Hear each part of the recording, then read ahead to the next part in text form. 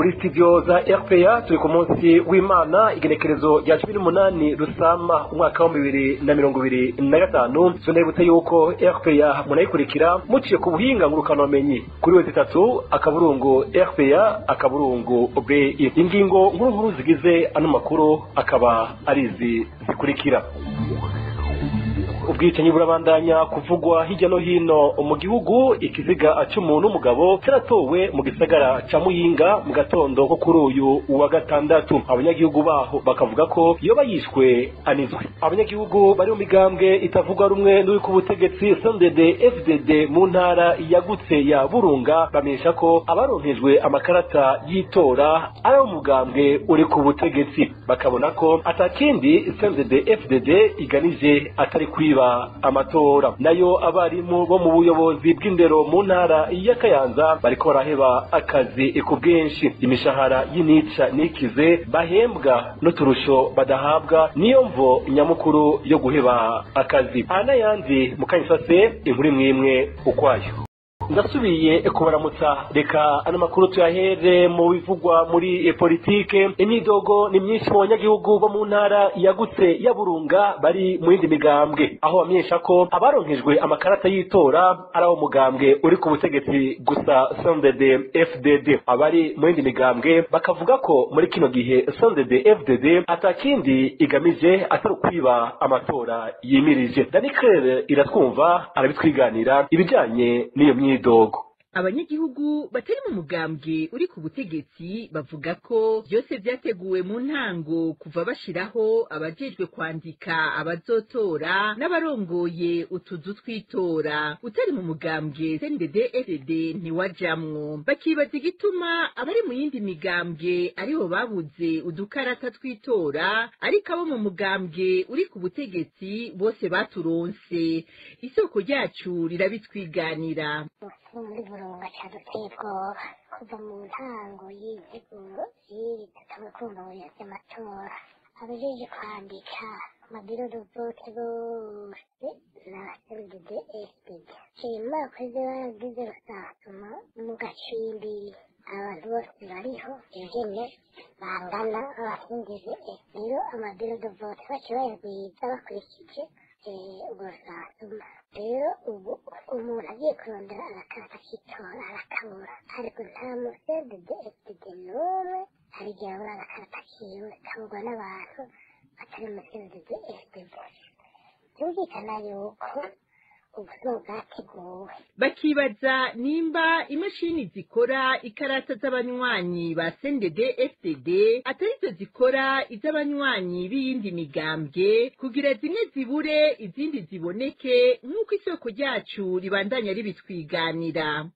Bobo abazoje gutora abaronse amakarata yabo, aba natwe twayabuze cyubasiko baracyariko barayakora. Mbega kwiki ayatasi CNDD ariyo akiko arakorwa, none aya mamashini ahingura aya makarata y'amatora y'abadede n'abatabadede. Ibi bintu byateguwe kuva kera, kanatinabera bazobe bati amatora twayahereje. Utwo tunenge tukaba tuje twiyongera ku tundi twinshi twagiye twibonekeza muri iki gihe. Hariko haratangwa amakarata y'itora, aho twovuga nk'aho zabuze n'ahandi hari abasaba abazironse kuzibagurira. Arakoze Danicler iratwumva. Aya matora yimirije ngo ashobora kuba aya nyuma umugambwe CNDD FDD ugiyemwo witwaje ubusuma n'andi manyanga atandukanye, kuko abanyagihugu bamaze kurambirwa. Bishikirizwa na Leonce Ngendakumana yahoze arongoye inama nshingamateka, afatiye kubiriko birakogwa n'abanywanyi bo mugambwe mu kugura amakarata y'itora y'abanyagihugu bisunze ubukene abarundi barimwo. Kurikira Leonce Ngendakumana.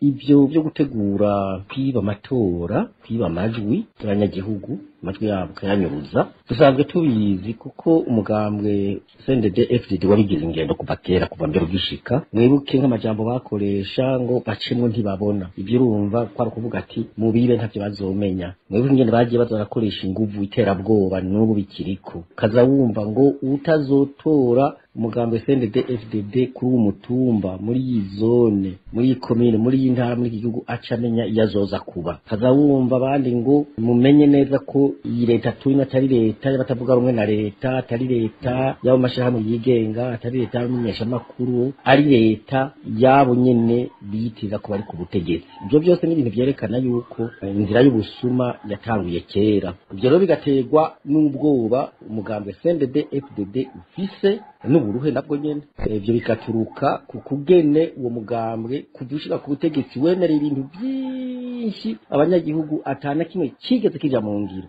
bikava kandi kukubona ko abanyagihugu batacizeye uwo mugambwe, batacizeye abarongozi b'uwo mugambwe, mbere batacizeye n'abategetsi bava mu mugambwe kubera baba bavuye mu busuma bw'amatora. Kugira rero tubikosore ni kubandanya twigisha abanyagihugu bakamenya ko ari bo soko ry'ubutegetsi koko, ko batariho iby'ubutegetsi bidashoboka, iby'iterambere bidashoboka, bakamenya uruhara rwabo muri iryo terambere, bakamenya uruhara rwabo muri ibyo gushiraho inzego, bakamenya ko iyo batoye neza batagurishijwe ubukarata bwabo canke bagira ubahendesha utu canke turiya kubera inzara, ubushomeri n'ubukene babayemwo, baba bahinduye imigambi mibi iri mu gihugu ngiyi batakibamarira, baba bahinduye inzego zititaho ineza yabo n'ineza y'igihugu, baba bahinduye abategetsi iyo batowe badasubira kwibuka umunyagihugu. Aho rero abanyagihugu bamaze kubimenya nta uzosubira kuza ugomba kubagurira ubwo bukarata, bonyene ubwabo ne bazoca bamufata bamubohe bamushikirize abajejwe guhana, batamuhanya n'abazomwihanira. Niko bizogenda. Ntitujye bukizwe rero ngo nukubera twumva yuko hirya no hino bari kubagurisha bagura udukarata, nebaza ko ayayo matora ya nyuma umugabo CNDD uzoshobora kwibamwe nuramuka wiyivye bigakunda, ariko sinibaza ko bizokunda kuko abanyagihugu baramaze gushavura, batishavurire rire cyane ku buryo bonyene ubwabo naho wobiba ntibokonyera ko batwara.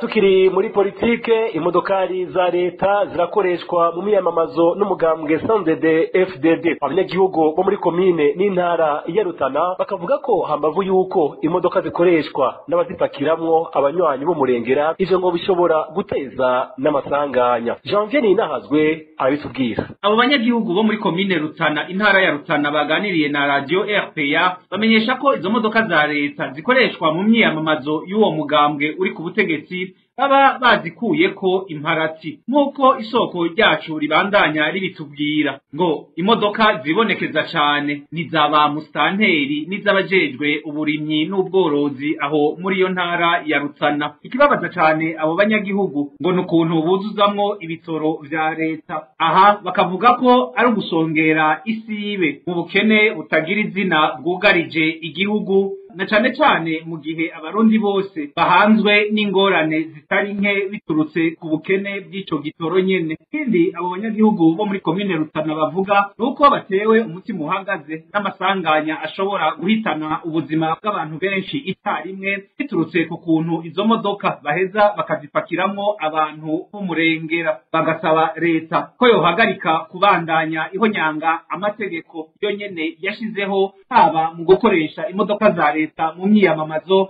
canke mu gushira mu kaga ubuzima bw'abanyagihugu. Mu ruganda rwa RPA twarondeye Martin Niteretse, umushikiranganji w'intwaro yo hagati, iterambere rusangi hamwe n'umutekano, ariko kwa mukenyi. Arakoze na bwese wacu Janvier Ninahazwe. Mu kanya twananiza amakuru twateguriye mu bijanye n'umutekano.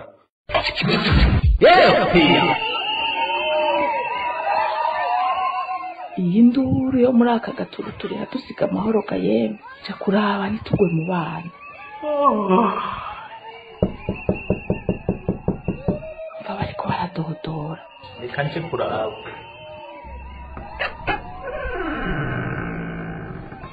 Kuva nukanura amaso amasahuza nini.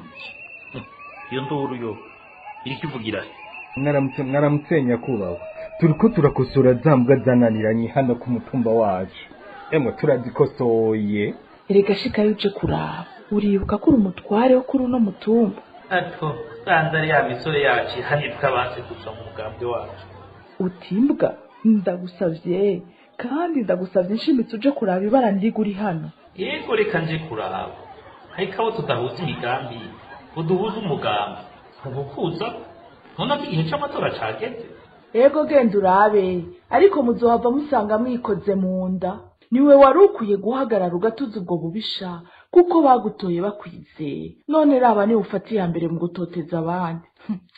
imigambwe canke amatora yimirije ntibitume ducanamo, twibuke ko ibihe biha ibindi, kandi mumenye ko akataretse kaba gasema.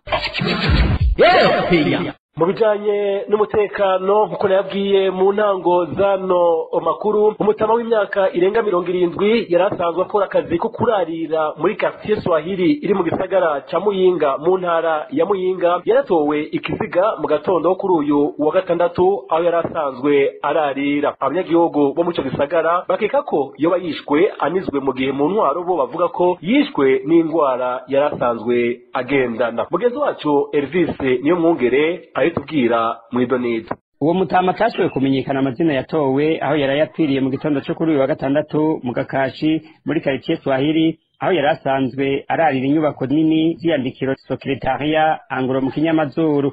Abanyagihugu bamenyesha ko abajejwe umutekano baciye bihutira guhambisha ikiziga cy'uwo mutama atamatohoza akozwe ngo hamenyekane icamwishe. Uyu yaraho batoye ikiziga arabitubwira. Haciye adakora bitobora ko cyari byinshi umuntu yobaza, nabo baciye bakoresha ikintu cy'ihuti bashakira baje guhamba ngo raporo ngo batanze yuko ngo ari indwara ngo yagenda na ngo yamwishe. Abandi bavuganye na RPA mu banyagihugu bo mu gisagara ca Muyinga bavuga ko uwo mutama yari yatonze ku kazi akomeye ko rero atangwara yamuhitanye nk'uko abajeje intwaro babimenyesheje, ndetse bakavuga ko bamubonye ko ibimenyetso by'uwishwe anizwe. Nawe ntiyaragwaye, yavuye mu hiraje gutonda ku kazi, yarakomeye hama agatonda mutora ikiziga baracamutukiranya, bamubonye neza bavuga yuko bamunize. Abanyagihugu bo mu gisagara ca Muyinga basaba abajeje intwaro n'umutekano gucungira neza umutekano w'abanyagihugu no kutihutira guhamba abantu hatabanje kuba amatohoza ivyo babonamwo gushaka kunyegeza ukuri. Reka dushimire na Elvis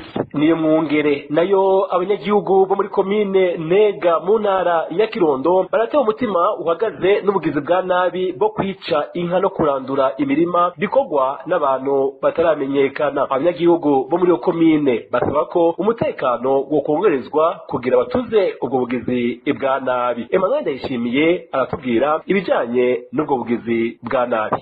Ni ku mutumba Susa zone Murungurira komine Ntega mu ntara ya Kirundo habera ubwo bugizi bwa nabi bwo gutema inka no kurandura imirima. Abanyagihugu bo muri komine Ntega bavuga ko abo bagizi ba nabi bataramenyekana n'imvituma bakora ubwo bugizi bwa nabi. Kuri uwo mutumba wa Susa inka 9 akaba arizo zimaze gutemagugo. Kuvuga ibintu byo gutema izinka ko mutumba nta muntu n'umwe aramenyekana, kinta wuzi imvo babikorera. Buca itariki 16 ariko umunsi wa gatanu inka yiba itemaguye ibitsi kuko ibitungwa birageramiwe, iyo baraye bishe iba yigira 9. Urashobora kurima umurima w'ibijumbu canke ibigori ukagenda ugasanga umurima wose imibuto baraye bayirandaguye. Umukuru w'umutumba Susa yaragerageje kugirisha inama ababa kuri uwo mutumba yo kubaha impanuro n'ingene bobana mu mahoro, ariko icatangaje abanyagihugu nuko uwo munsi nyene ariho basubiye gutema inka. Ntiyatumaguwe mu gihe umukuru w'umutumba yari yaje kugirishaho inama ku munsi wa kane amasaha y'umugoroba atanga impanuro ko abanyagihugu babana neza bakareka ububishi nko kwicana, kononeranira no kwica ibitungwa batunze. Ku bijanye n'iyo myidogo y'abanyagihugu bo muri komine Ntega ntituraronka Mbanzabugabo Pierre Claver umustantere wa komine Ntega kugira gira icyo ashikiriza. Abanyagihugu muri quartier Kizingwe ya zone Kanyosha mu gisagara cya Bujumbura baratewe umutima uhagaze n'ubusuma bukorwa mu masaha y'ijoro bwabaye ndanse muri no minsi. Abo banyagihugu bakaba badoma ko urutoke imbonerakure ko arizo ziri nyuma y'ubwo busuma. Bakaza miburo atubwira ivyerekeye ubwo busuma bukorwa n'imbonerakure. Bamwe mu banyagihugu baba muri zone Kanyosha muri quartier ya Kizingwe baridoga ko zimwe mu mbonerakure zimaze iminsi zisahura abanyagihugu. Ubusuma bw'izo mbonerakure ngo bubonekera cyane cyane mu gutegera abanyagihugu mwibarabara mu masaha y'ijoro. Uyu munyagihugu arabyigana. Imbonerakure abanga barakizura kandi barakizura no biba aha aduranye na kwitenasi ya CNDD-FDD ariko abantu bagiye bagenda kurangura babi bakabatinda kugira ngo barake amafaranga cyangwa amatelefoni ibintu biri hanze n'ibindi rero barabategera abo banyagihugu bakaba basaba ko muri kino gihe ko abajejwe intwaro bogira ico bakoze kugira ngo ubwo busuma buhagarikwe. Twasaba yuko umuyakozi areka gukizera ko wese ubyuka akizura mw'ijoro abaserikani abapolisi ntituzi rero ko izo myako y'abasigaye abapolisi zo zikamusiza bakongera kubiba. Uruganda rwa RPA rukaba rutarashobora kuronka abajejwe intwaro n'umutekano muri zone Kanyosha kugira bagire ico bashikirije. Reka dushimire na Bataza Miburo. Mukanya turabandanya n'amakuru twabateguriye. RPA turabandanya n'amakuru twateguriye muyavugwa mu mpunzi z'abarundi. Ibibazo biriko bibazwa abarundi bari mu makambi ya Nduta na Nyarugusu mu gihugu ca Tanzania, aho babazwa igituma badashaka guhunguka birateye impungenge impunzi z'abarundi bari muri ayo makambi ndetse n'ishirahamwe ryitaho ukubaho neza kw'impunzi CDH Vicar. Muri CDH Vicar bakabona ko ari akandi karyo leta ya Tanzania yatoye ko kubandanya umugambi wayo wo gutahukana impunzi ku nguvu. Batera akamo amashirahamwe mpuzamakungu n'ibindi bihugu gukurikiranira hafi ibiriko birakorerwa impunzi z'abarundi ziri mu gihugu ca Tanzania. Dutega amatwi Vyizigiro Jean Bosco n'umuvugizi wa CDH Vicar. Muri CDH Vicar duhagaritse umutima n'uburyo interview ziri gukorwa kuva muri intangiriro z'ukwezi kwa gatanu muri Nduta na Nyarugusu muri Tanzania